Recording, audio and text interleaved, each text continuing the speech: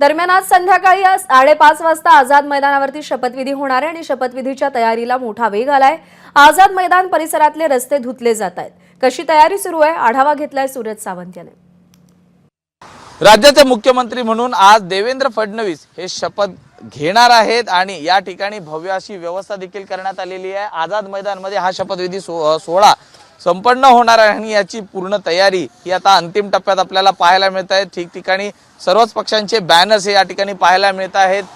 नरेंद्र मोदी यांच्या स्वागतार्थ बॅनर्स लावण्यात आलेले आहेत। अनेक ठिकाणी देवेंद्र फडणवीसांचे आहेत।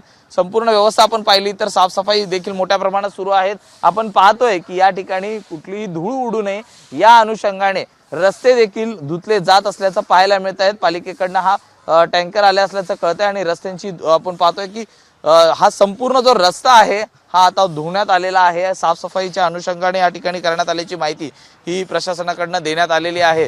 दुसरीकडे जवळपास 2,500 ते 3,000 पोलिसांचा हा बंदोबस्त राहणार आहे। या ठिकाणी अनेक व्हीआयपीज अनेक इतर राज्यांचे मुख्यमंत्री हे या ठिकाणी दाखल होणार आहेत। त्या अनुषंगाने सुरक्षेच्या दृष्टिकोनातून पोलिसांची व्यवस्था देखील तैनात करण्यात आलेली आहे। जवळपास 10 ते 12 जे पोलीस उपायुक्त आहेत त्यांच्यावर ही संपूर्ण जबाबदारी सुरक्षेच्या संदर्भातली राहणार आहे।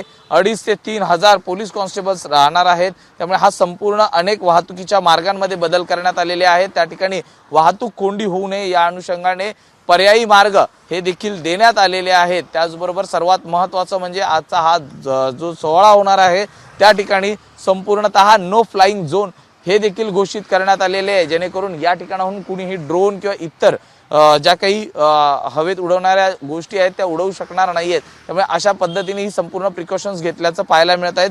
सुरक्षा त्याचबरोबर संपूर्ण तयारी ही अंतिम टप्प्यात आलेली आहे। सगळ्या जे निमंत्रित आहेत त्यांना पासेस हे देखील वाटप करण्यात आलेले आहेत। त्यामुळे पास शिवाय या शपथविधी सोहळ्याला उपस्थित राहता येणार नाहीये।